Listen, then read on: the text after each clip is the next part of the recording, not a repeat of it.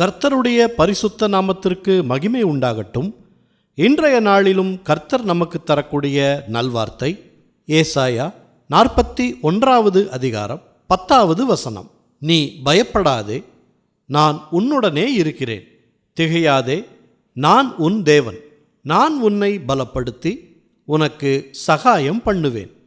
என் நீதியின் வலது கரத்தினால் உன்னை தாங்குவேன். பிரியமானவர்களே, கர்த்தர் என்றென்றைக்கும் நம்மோடு இருக்கிறார். அவர் நம்மோடு இருந்து அவருடைய கரத்தினால் நம்மை தாங்கி வழிநடத்துவேன் என்று சொல்லுகிறார்.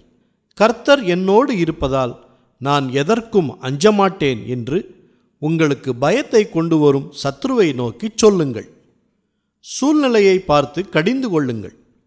கர்த்தர் நம்மை பலப்படுத்தி சகாயம் செய்கிறவர். அதனால் கவலையை விடுங்க.